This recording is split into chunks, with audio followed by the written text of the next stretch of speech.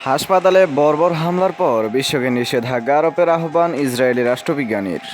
Israeli রাষ্ট্রবিজ্ঞানী মোনাচেম Klein বলেছেন, অপরাধমূলক আক্রমণ আখ্যা দিয়ে ইসরায়েলি বিজ্ঞানী মোনাচেম ক্লেইন তার মতে বরাবর এসব অবৈধ আক্রমণের কারণে আন্তর্জাতিক সম্প্রদায়ের উচিত ইসরায়েলের উপর নিষেধাজ্ঞা আরোপ করা। বার ইলান বিশ্ববিদ্যালয়ের অধ্যাপক ক্লেইন আল জাজিরাকে বলেন, এটি কোনো দুর্ঘটনা নয়, এটি একটি নীতি। ইসরায়েল বরাবরই এই ধরনের অপরাধমূলক আক্রমণ বাস্তবায়ন করেছে। এটি প্রথমবার নয়। দুর্ভাগ্যবশত যদি যুদ্ধবিরতি না হয়, আমি ধরে নিচ্ছি এই হামলাই শেষ নয়। ক্লেইনের মধ্যে ইসরায়েলি সেনাবাহিনী বেসামরিক লোকদের হত্যার পর হামাস সদস্যকে লক্ষ্য করে হামলা চালানোর ন্যায্যতা প্রমাণের জন্য বিবৃতি দেয়, তাহলে তিনি অবাক হবেন না। তিনি বলেন, তবে যেভাবেই দেখি না কেন এটি একটি অপরাধমূলক কাজ। ইসরায়েলি অধ্যাপক উল্লেখ করেন, ইসরায়েলি সেনাবাহিনী গাজার ভেতরে বসবাসকারী সকলের পরিস্থিতি অমানবিক করে তুলেছে। এটাই সমস্যা।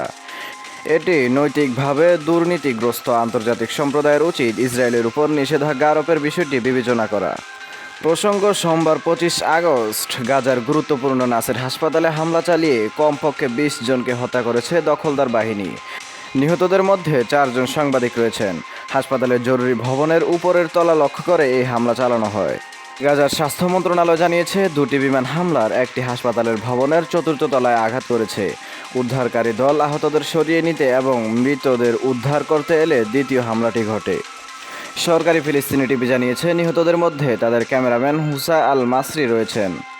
আল জাজিরা নিশ্চিত করেছেন, তাদের আলোকচিত্রী মোহাম্মদ সালামা নিহত হয়েছেন।